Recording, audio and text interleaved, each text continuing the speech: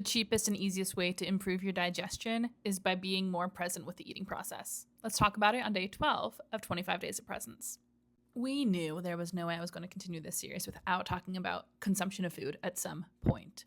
Because fact of the matter is, you may have heard me say this before, especially if you follow me for a long time or if you know me in real life or are one of my patients, the brain cannot be in protect and growth at the same time. So it can't be in fight, inflate, and rest and digest. Those are two separate modes. What this means is, if we are eating in an overstimulated, stressful environment, can we imagine and understand already how it's going to inherently make it more difficult for the body to be in a productive and easy digestion mode? There are a lot of things that impact our digestion, yes.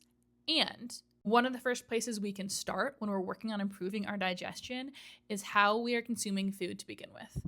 Before we even look at what food it is, 3 things I want to highlight here. 1, what does the environment look like when you're eating? A caveat to all of this is, again, this is not about perfection. This is about highlighting small little shifts to bring more presence and ease into our life so we can stop demanding so much stress from our brain, which again, as we just said, is not where we heal and grow. And it's also just not a peaceful way to live. Are we watching TV when we're eating? Are we watching an intense TV show? Are we watching the news? Are we watching something stressful? Are we distracted by a lot going on around us? Are we on the move in the car?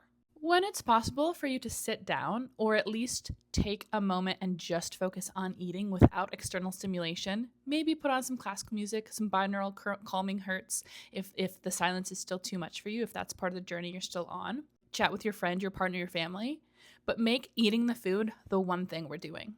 Secondly, let's talk about chewing.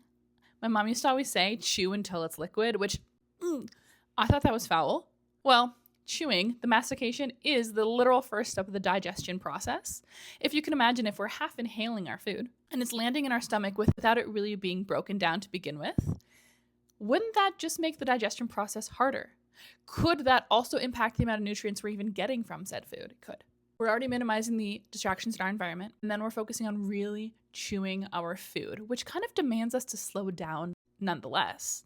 Thirdly, what does it look like to take a big calming breath before we eat? This can be a good tool to start teaching our kids as well, because maybe we don't have time to sit down for every meal or even most meals, but are we able to at least come into the moment and acknowledge, right now I'm eating and right now I am signaling to my body I am safe, I am present, I am here.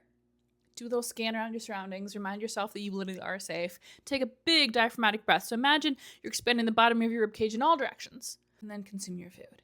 Just more things for you to play with along your journey in presence. I love you. I am so happy you're here, and I will see you tomorrow for the next episode of 25 Days of Presence.